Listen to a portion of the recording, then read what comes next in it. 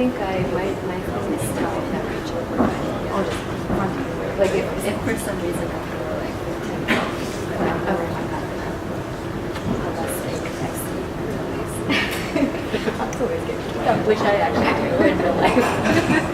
I would speak super slowly in the understand. I live in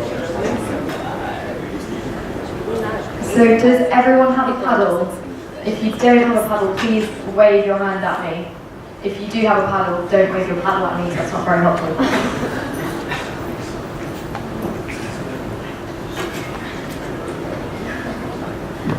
Sorry, could you put your hands up again?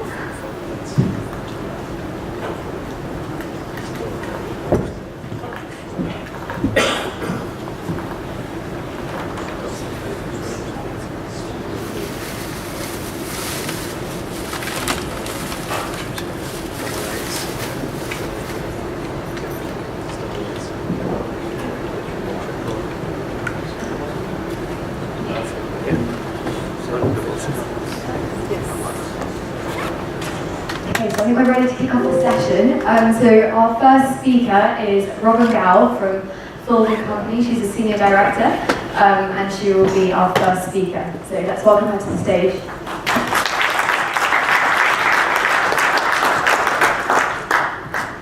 Hi everybody. Thank you so much for joining us here today. I'm going to be talking about disruption and the nature and cause of disruption as a way of better understanding it. And this is to really help us think through how to respond. Before I do that, let me tell you a little bit about Folding Company. We are a competitive strategy consulting firm. We have an office here in London. We also have headquarters in Boston.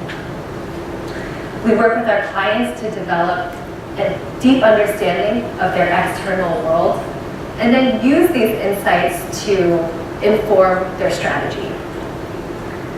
I joined the firm about 8 years ago, but our firm has actually been around for almost 40 years. I have to say, in the last few years, we've really been thinking a lot about disruption and innovation. We're thinking about the nature and cause, as well as what the factors are that enable innovation, as well as the forces that create disruption. Okay, we've been together for less than 2 minutes. Show of hands, how many of you get inundated with marketing material that talk about disruption or innovation? Yeah, that's what I thought. It's very, I would say these two words are everywhere. And they can be exhausting to think about. What all business leaders, marketers, and entrepreneurs, what they really want to know is, how do I make sense of what's happening in the external environment? And what is really going to impact me and my bottom line? I understand. It's really difficult to know where to focus your attention.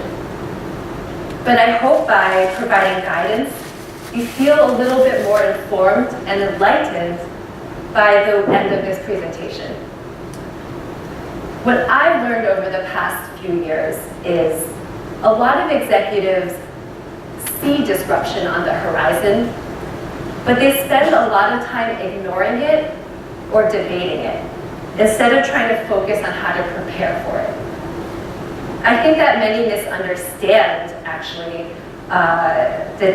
the nature of disruption because they simply associate it with tech innovation.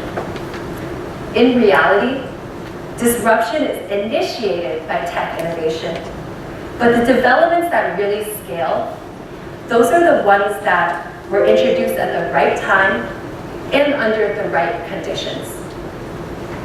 Disruption is also not instantaneous. Oftentimes it becomes pervasive over what is sometimes a prolonged period. And if you think about it, that's really good news. It means that you can monitor for this. You can do something about it. So here's another raise your paddles moment. Yes or no? do you see disruption on the horizon in your industry? Well, that's almost 100%. So here's another. Do you think disruption is inevitable, not just in your industry? Okay. I happen to believe that for most industries that I do work in, it is. So we have to look at what's going on around us as we consider disruption, because not everything that is new and shiny is ultimately going to cause disruption at scale. We think of the external world in a lot of different categories, but I think you're probably mostly familiar with this pestle model. So essentially, we break it down into political, economic, social, technological, your competitive environment, as well as legal and regulatory forces. These are all levers that can influence change on a broader scale. Of all of these, I actually think social is the trickiest and perhaps the most important. What do you see happening in the broader environment? What events have occurred that shape our attitudes, our values, and our outlooks? Think about things like smartphones, car sharing, Instagram. I'll also throw in software as a service. That has really, really changed the way we do things, how we think, and what we value. I know you all know the Kodak story, but bear with me for a moment. Their film was disrupted by the digital camera. But the fact is, they had digital imaging technology the whole time. Therefore, they didn't have to be late. They didn't have to be late to the game. Their problem was that they did not recognize the shift in consumer preferences or consumers' increasing digital savvy. Their customers were ready, but Kodak was too busy debating whether something would change. While they were focused on the what-ifs, they lost an opportunity to recognize that they were getting disrupted and do something about it. So now if you think about yesterday's keynote, for those who were there, I'd like to take you through an example that was covered in yesterday's keynote. So let me give you a couple questions. Get your paddles ready. Do you currently own a car? Okay, about 50-50. And of those who answered yes, do you think you'll own a car in 10 years? Yeah, I do too. So here's another question. Do you also think you'll own cars, and do you also use ride-sharing services today? Okay, that's interesting. So, of course, there is a disruption happening today in the automotive industry. It's created by a series of technology innovations. We've got autonomous technology, we've got connectivity, we've got the electrification of the drivetrain. So beyond that, there's also an environmental shift happening, and that's shared mobility. That's creating a shift in the concept of car ownership. Let's consider for a moment what a shift this is in consumer values. Just 20 years ago, the message was, don't get in cars with strangers. But fast forward to today, we're ordering rides from strangers off the internet, directly from our phones, and we think it's fabulous. So let me bring it back to us. The growth of ride sharing is having a ripple effect. One of our clients is a tier 1 auto manufacturer supplier. They're concerned with the way that consumers approach passenger vehicle transportation will have a fundamental impact on vehicle design. So if people no longer own cars and just use cars from time to time, does that mean that the interior of the car will become more important than it is today? And so we wonder, will the primary determinant of the value of a vehicle be the amenities and conveniences inside the vehicle? I think it just goes to show that major automotive players are rethinking their position in the market. While automotive companies might be responding slowly, they are thinking about what these changes mean to their manufacturing, their design process, even their cost base. So, like I said before, I think change is inevitable for many industries. But if you look externally, there are a lot of warnings. When you see it on the horizon, there are things that you can do. First, you need to think through all the drivers of change that can enable an innovation to take hold. These could include players such as your competitors, your incumbents, new entrants, and suppliers, as well as people that are along the upstream and downstream of your value chain. You're also thinking about dimensions such as technology and consumer behavior. This, of course, includes the regulatory environment. I know this is kind of textbook, but I actually find the Porter's Five Forces model to be extremely helpful in terms of identifying drivers in a structured way. So after you rigorously examine all of these drivers and indicators, you'll want to ask questions of yourself like, what technology innovations are truly disruptive? What are just sustaining or incremental? What are some emerging business models and who's actually acting on this? Are they seeing value from these new business models? Are any of the incumbents doing something meaningfully different? And finally, what capabilities do new entrants need to develop in order to meaningfully move into the industry? Or if you think about adjacencies, are there any adjacent companies in adjacent industries that could come in and really disrupt things? Once you really understand all the drivers, it's time to rank them in order of priority and threat. I even suggest you prioritize these in a 2x2 matrix. The disruptions that land at the top right and the bottom right of your matrix, those are the ones that you want to develop strategies around. Top right, hopefully you have an action plan already. These are the ones that have high impact and high likelihood. The bottom right, these are the disruptions that have high impact, but you don't see these happening today unless certain conditions make them change from the bottom right to the top right. So let me give you a quick example. This is a generic manufacturing company. They might see different disruptions really influential or very detractive from what they're doing today. So once you've gone through this exercise, you need to carefully develop indicators to help you monitor the external environment. So as you know, an indicator is something that is observable, something that signals to you that something might occur soon or in the near future. The focus of your monitoring, therefore, is to look for the presence of these signs. And here again is a generic list, very, very short. And if they continue to gain intensity and frequency, you have to do something about it. That's when you take out your contingency plans. On our website, you can download our list, our process and templates for you to take yourself through this exercise. It's called the Early Warning Toolkit. So I think these steps will retain your competitive edge. It will help you prioritize where you put your resources. Please remember, the goal here is to be proactive. Coming up with a way to monitor early warning indicators that let you anticipate future conditions, we find this to be very valuable and have done this for almost 40 years. Thank you.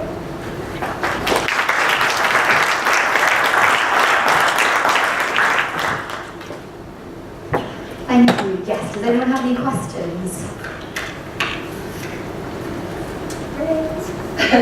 Oh, yes. So you said people tend to focus on the tech, and particularly talk a lot about digital. What are the other disruptions you think going on? You refer to social as a pretty big place that you're seeing impact industries you work in. I'm sorry, I can't hear you so well. What are the other disruptions other than digital that you see impacting industries you work on? Because there are plenty of disruptions going on in the world at the moment that have nothing to do with but compound with digital. I completely agree with you. A lot of my time recently has been spent on adjacent industries, so companies that potentially could move into your industry. and you're not thinking about them because they're not on your radar, but they have capabilities. So those could include technology, it could be some sort of patent, they could have other sort of capabilities that actually are parallel, and maybe they decide that your industry is very attractive, then they take that bunch of capabilities and structure it to your industry. So I would say I see adjacencies as a very interesting space. And I know it's very it's kind of conceptual, but there are certain things that we've been working on that companies, even incumbents in adjacent industries, are very interested in moving from one to the next.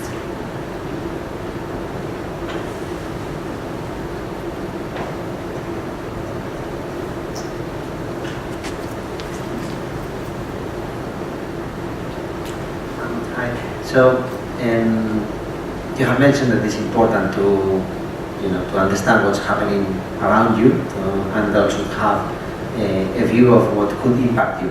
Yes. But sometimes it's really difficult that you see it coming, but you don't know how to combat it, or how to take that trend, or how to act in order to stay relevant and competitive. Do you have any ideas or any experiences that you could share in terms to illustrate how you react to that, and perhaps something in a way that you may be helping your clients? Yep. So in one of the projects that I've worked on recently, we have identified Chinese players that normally would play domestically, but they're growing into Europe. And I would say the client originally thought maybe it would be a negative impact, but there could be ways to develop partnerships, or even put together sort of not view them as a competitor necessarily, and instead think about a different approach. You recognize someone's coming in, you develop a different way of working, or think about something that would make sense depending on synergies. I have a question, if that's okay. Just building on what Felipe's just asked. What you just said sounds like you're kind of, in thinking about competition, you have to, like you were just saying, approach it in a new way, maybe thinking about collaboration. Is that something that you kind of foresee as the future for how incumbents deal with competition? Like with Sky, we've seen them partnering with Netflix. I think it depends on the industry. I think that in some cases, so for example, in communications, you're seeing a lot of teaming up to develop new use cases in light of potential scaling of 5G. I think that when there's a matching in capabilities, that really helps, but where you don't have capabilities in-house already, and you don't necessarily want to spend money yet. So there's maybe the concept of piloting with a partner, or developing some sort of consortia to think about a way to attack a problem.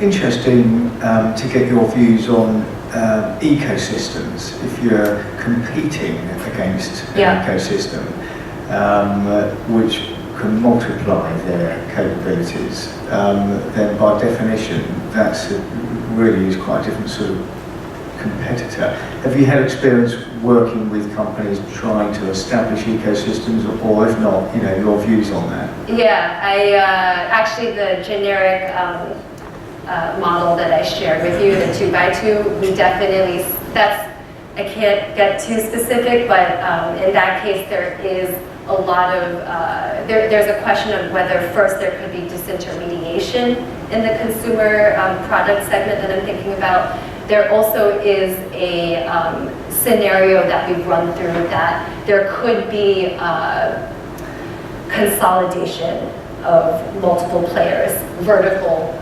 consolidation. So that in itself would create its own ecosystem to be put in place.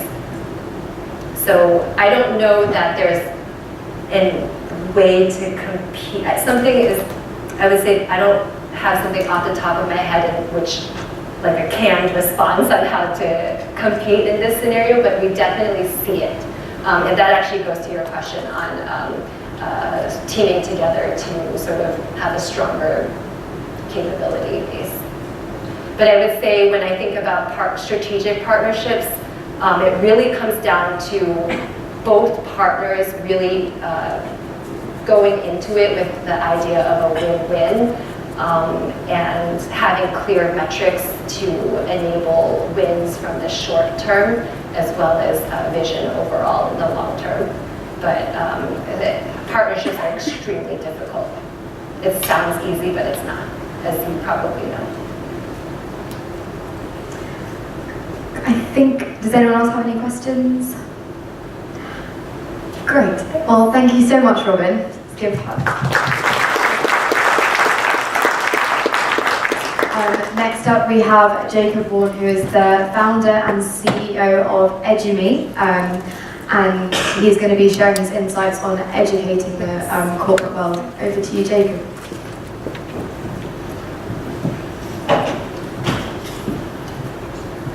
Thanks very much for the intro, and thanks, Corbin, for a great talk. I think I can reconnect with some of the things that you did, actually. So that should be pretty interesting. My name is Jacob Vaughan. I'm the founder and CEO of EduMe, which is a mobile-first training platform. We're based here in London, in Chiswick, but we have clients and users across 5 continents. It's really a pleasure to be here. I'm looking forward to this fairly short session, I think 10-15 minutes. I hope I'll be able to engage you, and we'll have a Q&A session after this as well if you have any questions to me, or if you want to catch me after, I'll stick around. Before starting EduMe, I was an executive in TMT space, so covering all of those actually in the acronym, broadcasting, media, telecommunications, online, e-commerce, and for the last few years I've been doing EduMe. I'm going to talk to you about broader trends in the global workforce. I'm going to be more specific about disruption in a particular industry. I'm going to be talking about 3 main drivers for change that are seismic, they're irreversible. I can guarantee you that things will never be the same again in this particular space. And so starting with the mobile workforce, where and how we work is changing, and that's changing fast. Soon, so by next year, 50% of the global workforce will be mobile, partly mobile or remote. So now, time for a show of hands. How many of you in the audience work at an office every day of the working week? It's like half, so that's very good, 50%, it's correct.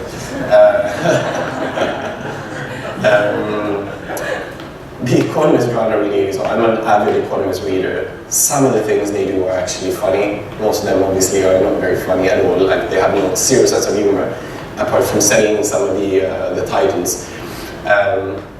I think they ran a really funny, actually thought-provoking story a while back, titled "What if there were no jobs anymore? The rise of the gig economy." So of course that resonates very well with me because we have lots of gig clients and the kind of things we do. And the general gist, did anyone read it, by the way? This is not a, yeah. So the general gist was that McDonald's would be 100% outsourced. All the jobs would be outsourced, and you had to bid for them on TaskRabbit, and actually came up in Robin's one of the disruptors, right? TaskRabbit. So you had to bid for a job to get it, like you're not an employee. And McDonald's would be the first Fortune 500 companies without any employees. And obviously it's a tongue-in-cheek suggestion. It's an uncontested fact that a rapidly growing number of the workforce are no longer considered like a traditional employee, right? They don't fit that label. And in fact, McKinsey released a report a couple of years ago which found that more than 160 million people across Europe and the US, equivalent to 20 to 30% of the workforce, were engaged in some form of independent work. Okay, so this is a fact. So time for show of hands again. How many of you have met someone who was not a traditional employee today? Okay, it's quite a few. If I include today and yesterday, and you do that again, how many of you have met? Okay, it's almost everyone. How many of you use freelancers or contractors in the line of work? Yeah, well, everyone. How many of you took an Uber here today or planning leaving in an Uber? Quite a few. I know there's rival platforms presenting here as well. Okay. Very good. Do you think this is reflected in the public debate, like how people actually work today? The industries that are most discussed get the most headlines, perhaps the most sympathy, the strongest opinions, that raise more like political attention, interference. So I'm going to do this one. So these are 5 industries, UK, US, at least I find make it into the news, make it into the public debate quite a lot. So thinking about how many people are employed in each of these, so if we say UK retail, out of these 5, how many think this is the industry in the market that employs the most people? No one? A few? Okay. UK gig economy. A few. US steel industry. That's a big one. Lots of tolls and tariffs and things, protecting jobs. UK car manufacturing, recently very much in the news. US coal, another one, protect coal. So, UK retail, 2.9 million. UK gig, 5 million. US steel, 150,000 jobs. UK car manufacturing, 180,000 jobs. US coal, 80,000 jobs. So I think it really serves it on a platter like this, you know, the things that get the most attention are not necessarily the ones that have the biggest impact. So if you think of those 5 million jobs in UK, that's equivalent to 1 in 6 jobs, which is massive. Now to the second big change, the demographic of the workforce is being turned upside down. So soon 75% of the global workforce will be made up of millennials. Not only do they think differently, appreciate different things, they do things differently. I'm not going to poll you this one of how many of you are millennials, that might be impolite. Suffice to say, the general definition is anyone born after 1981, so I'm disqualified. However, this generation values learning and development very highly. In fact, it's one of their top priorities in choosing a job and in deciding where to go and whether to stay. So Deloitte has done a lot of research in this area. 43% of millennials expect to leave their jobs within 2 years. So you know, it's like transition, career hopping. According to the same report, 73% of young professionals who plan to stay with their employers for more than 5 years say their organizations are strong providers of education and training. And this is because the role of the employer as an educator continues to take on increased significance. Among those millennials who would willingly leave their employers within the next 2 years, 62% regard the gig economy as a viable alternative to full-time employment. And you may ask, why is that? So promise of a higher income for some, increased flexibility and freedom. And 81% of millennials state that self-paced learning will be important to help them perform at their best. Which brings me to the third point that I'm going to make. The way that we consume information, the way we communicate has radically changed with the advent of the smartphone, and we talked about it just before. In fact, mobile is the fastest growing technology in human history. There are 2.7 billion smartphones in the world today. That's growing. They're outnumbering PCs by 2.5x. And here are some fascinating, albeit scary stats. We check our phones every 12 minutes on average, and that's for the adults. So for millennials, that number is even higher. 2 in 5 adults, 40%, first look at their phones within 5 minutes of waking up. That rises to 65% for those aged under 35. 37% of adults check their phones within 5 minutes before lights out, rising to 60% for under 35s. So completely changed behavior. Now, and so if you think this sounds insane and unhealthy, I'm going to try to do a bit of interaction here, so bear with me. I was planning to bring some prizes for this as well. I forgot it, but for the winner, if you give me your card or email me after, I'll send you one of these t-shirts. They're very nice, very comfortable. It's really high quality for swag. So, if you get your phones out, this is one of those sessions you're actually allowed. I only know how to do this for iPhones. If there are Android users, maybe you know. So if you open it and you click on the settings tab, okay, and then you scroll down, in the second pane you have something called screen time. I don't know how many of you are aware of this. I will make you aware. Screen time, and then once you're in, you can click your phone at the top. This shows your consumption today and the last 7 days. So there's a toggle at the top, and if you click the last 7 days, it will show you how much screen time you've had on average over the last 7 days, okay? So now I want to know, by a show of panel green, how many of you have spent more than 1 hour in the last 7 days? Okay, keep them up. More than 2 hours? More than 3 hours? More than 4 hours? I'm getting worried. More than 5 hours? More than 6 hours? More than 7 hours? Do we have only one left? 7 hours?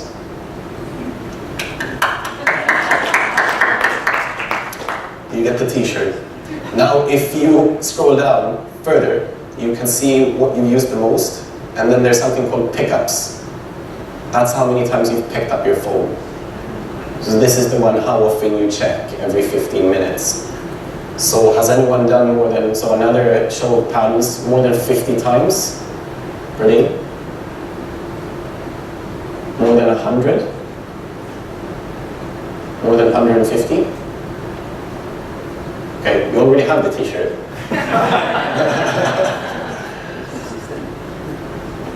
So those facts I just gave, right, they're true, you can check for yourself. Last time I showed this to a friend of mine, he got very concerned with his own behavior. Okay, fine.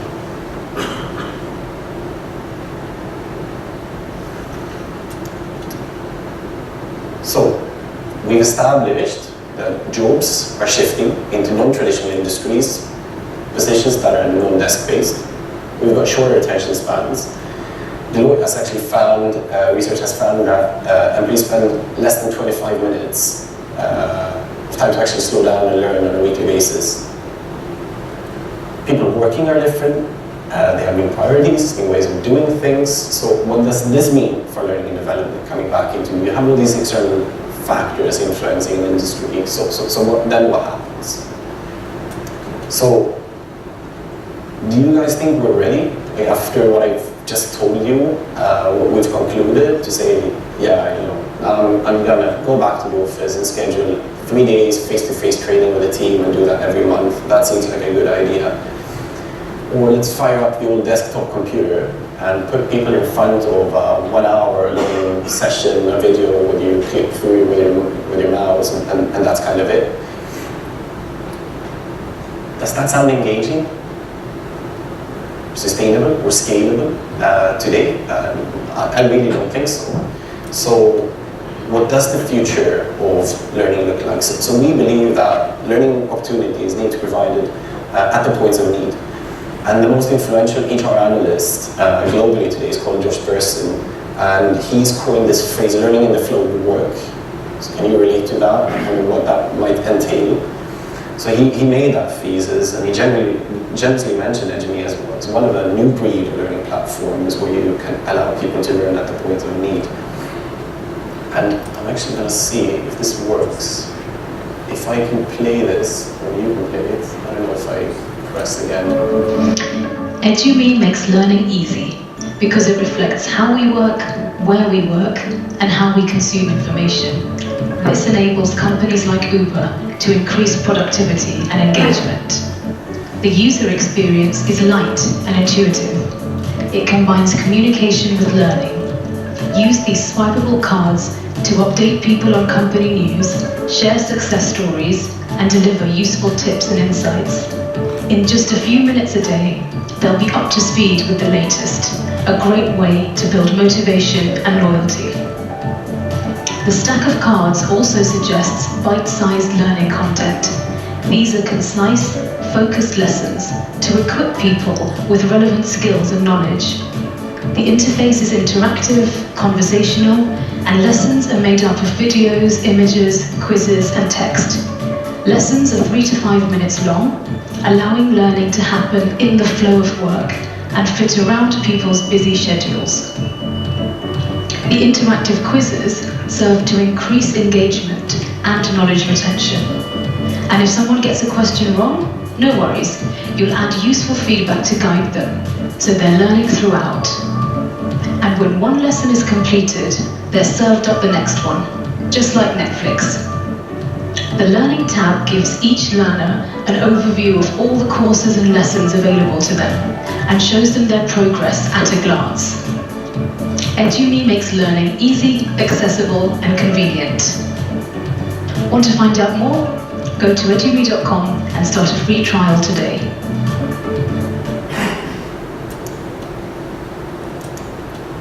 Okay, I think we're missing a slide. That's okay. So research shows that short-form content results in 20% improved knowledge retention. It fits into busy schedules, lots of starts and stops. We have found at Edgemy that the average completion rate for our courses is 95% because they're short and engaging, it's easy to continue. And our company, we work with some of the trailblazers in the gig economy, like Uber, including Uber in London, but also many other points. I think that's a very good example of delivering at the point of need. And we also see now that more traditional companies are waking up to the same fact. And the pyramid of training is being carried out. I believe it will be inverted in the next 5 to 10 years, where at the point of need is really where it's going to happen. It's going to be the new normal. Learning done right in this new context will help to motivate and engage a workforce, to build a sense of community and culture. This in turn will breed loyalty and productivity. And this is not a nice to have. Companies need to have a solid learning strategy to succeed today. That's the end of my talk. If you have any questions, right, I'm happy to take those now. Thank you, Jacob.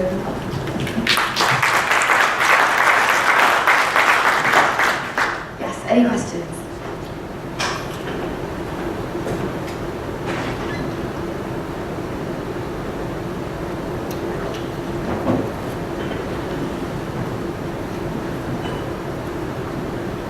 Hi. Have there been any areas that you've had some problems with splitting the content up into very small, digestible chunks? Maybe computer programming courses or physics or maths or something where a bit more focus is required? Yeah, that's a good question, and of course that comes over many times. We have found that most learning you can cut into shorter chunks and then do over time instead. So a micro lesson is typically 3 to 5 minutes long only, so that's of course very short, but then you consume it over a longer time span. So we're now working with one of the largest consulting firms in the world, where it's more about imparting awareness, sharing knowledge in a way that's more digestible. So the content exists already. It's probably been delivered in a face-to-face workshop and in their normal kind of e-learning module or LMS, but they found that people don't engage. So we're seeing increasingly that you can do that. Also more tricky topics like in the health sector, explaining, not diagnosing, but helping doctors become better at diagnosing as well, which is a kind of a typically we would consider a very tricky area to do. But certainly this is not the solution to everything. Sometimes it's a great complement where you still need macro learning, so face to face.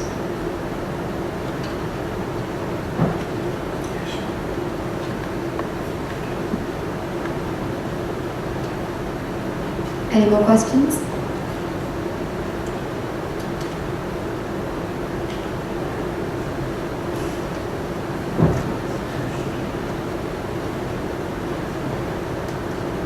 So I was wondering, for your clients, do you focus on helping them express their lessons in that chunked up way, or is it, do you simply provide a platform and it's up to them for how they decide to give that lesson? Yeah, so we're a SaaS platform, so back to one of the other topics of disruption. So really what we've tried to do is build intuitive software that really combines software and pedagogy. So we can give the power to the organization to create their own effective learning content. It's particularly interesting when you go into really modern companies like Uber, where they don't have a big HR or L&D organization, but where anyone can start using the tool and then actually produce effective outcomes. So that's really our focus, and we try to put as much of our thoughts, we're almost trying to codify what someone with a very long, genuine experience in learning knows into the product, which can make you the expert. Sometimes we go in and we help as well and say, okay, this is what we're trying to achieve. Okay, let's sit down, let's work out what the learning journey might be, what are the learning outcomes to get someone started. But for us, the end game is really to kind of democratize this so anyone can do it. It doesn't have to be so extremely clunky and difficult and require a PhD to get started.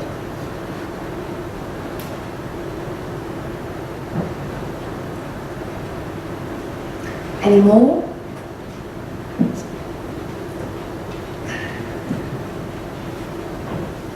It's probably off your topic, but you probably consider it. What have you seen that's good in terms of incentivizing these behaviors? So what's best practice around that? Tying it into, from the end user point of view, tying it into their performance review or the outcome. So we do a bit of like sales training as well. So in big mobile operators, if they say you have to do this, because then you'll get your commission or more commission or something, of course this works the best. What we're trying to get to is where the user understands this themselves. So we do a lot of case studies, and if we can show that if you're trained and you do these things, you're going to improve your performance by 100%. As in, you'll make 100% more in commission. Who doesn't want to do that? So, but that takes time, of course, to get that realization among everyone. But tying it into like stick or carrot, tying it into an incentive, I think is the best thing. We've still found that by trying to build something that's engaging and accessible, easy to use, you do lower the barrier as well, just to get people started, even if they don't have to do it. Something we're looking at very much now as well, and this is also more from the client side in a way, is to do programmatic learning. So if we take the example of Uber, and most of you have probably used an Uber at some point, so you know there's a rating system.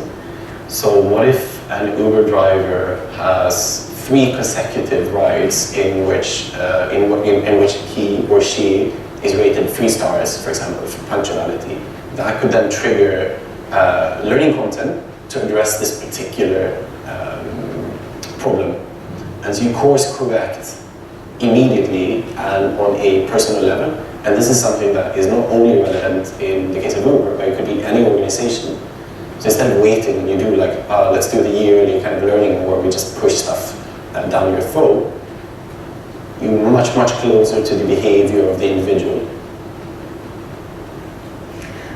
Great, thank you so much, Jacob. That's all we've got time for now, but thank you so much for your presentation.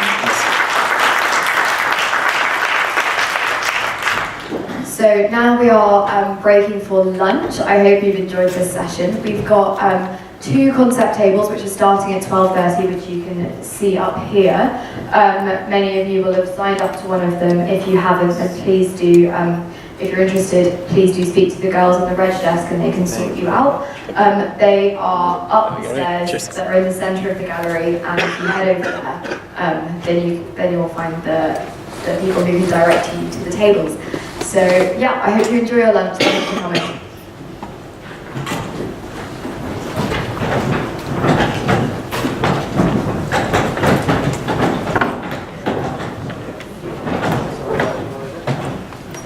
Quick question.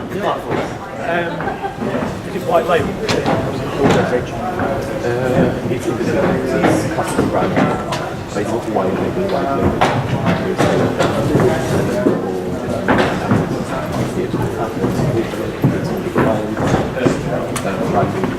It's access by the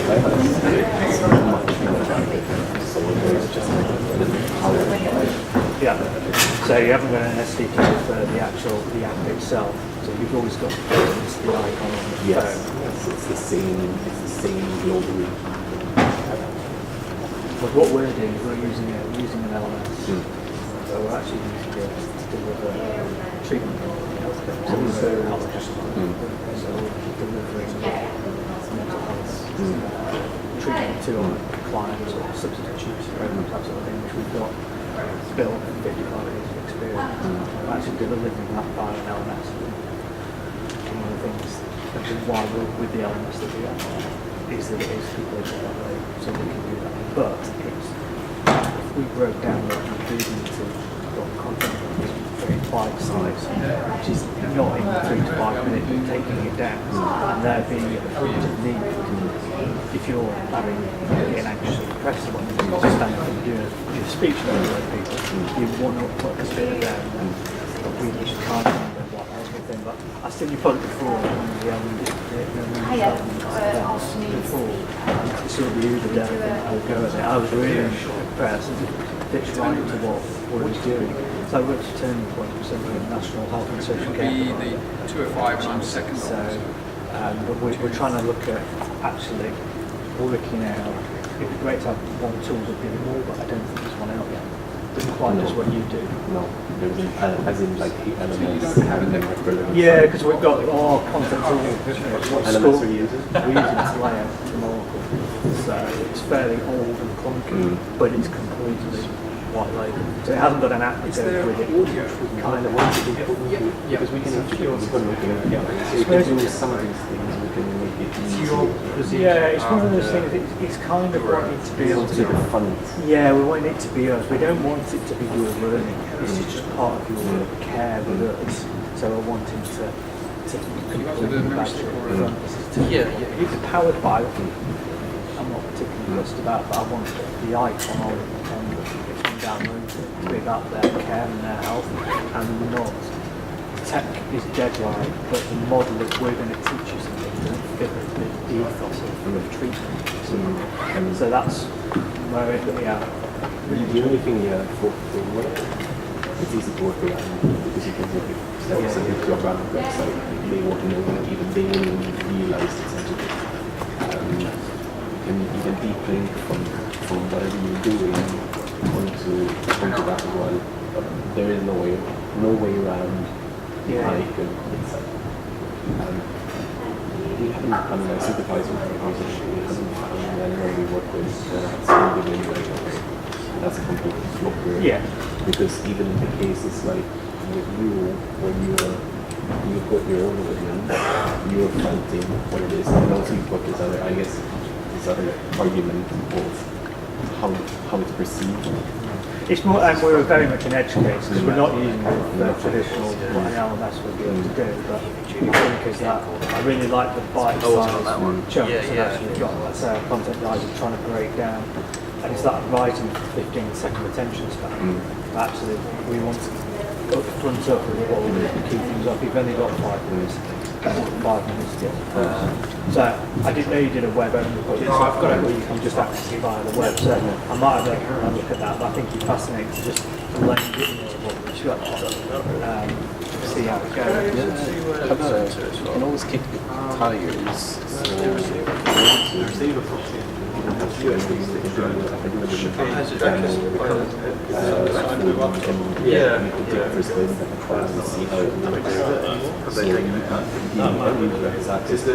Have they definitely taken it out of the clicker? In the back of the clicker? Have you got it? And for you, depending on some There is usually USB on organization upload that to a platform and they can invite and they do something. Then we have these high turnover roles where you don't really control the end user. Yeah. Like Uber. They send SMS reading that out and say, hey, go to this link to do your training. So then you can share with anyone you like, and it's up to them to do it. And now we're taking it a couple steps further to this triggered thing I was talking about, which is then again, you don't need have to sign in anywhere because you create the user on your site. At the same time, they created a platform, and then you can sign different content. Try and create a frictionless Yeah. and all that sort of thing. Because it's designed for that screen interaction. But also, Amazon is a reprint and it's free for the TV guys. And trying to design for that template experience. Because we want is multi-channel our learning, so the customer picks what's best for them at that point in their care. So it's a little bit of trying to think through it. But I'll get in touch and I'll look at what the product can do if it can fit in. Because I think it's really. As a runner, I face tough challenges every day. Front keeper, tap to open. Distance, 0.3 miles.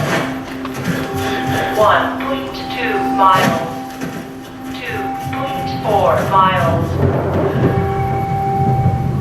Then, there's the fact that I'm blind. 3.7 miles. 5.2 miles.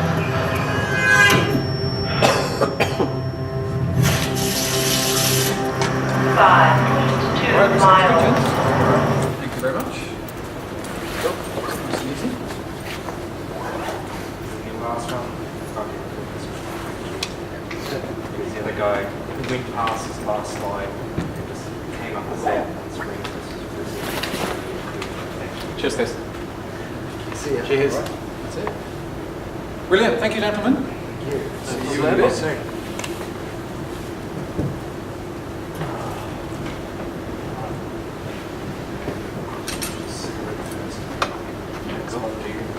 Nah.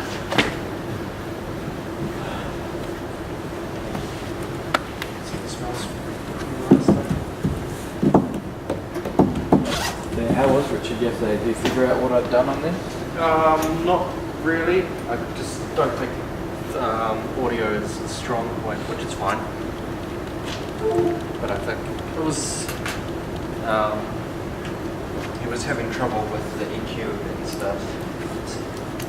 Was a bit unsure, which is okay. It's just he's apparently more of a video tech. It's alright. I was thinking of kind of running through it anyway. Yeah. It sounds like it's you showing what I've done.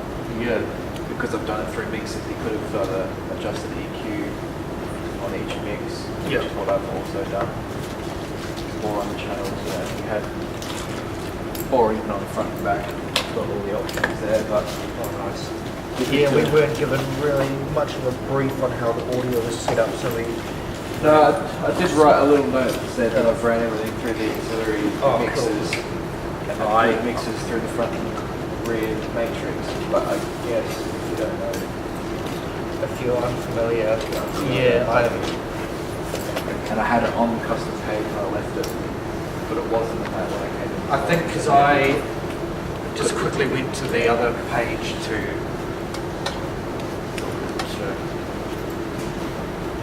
Oh, because he was on an auxiliary. Somehow he was on auxiliary and trying to adjust something, but on the master it was muted or something, and like I can't hear anything. But yeah, he was on. Yeah, I had it on the audio version, but if you go to the custom page, I had it all here. No, cool. So it's just like the front rear. Oh, nice. live stream, and then each group, auxiliary, Yeah. with the other ones done next week. We had the options. Yeah.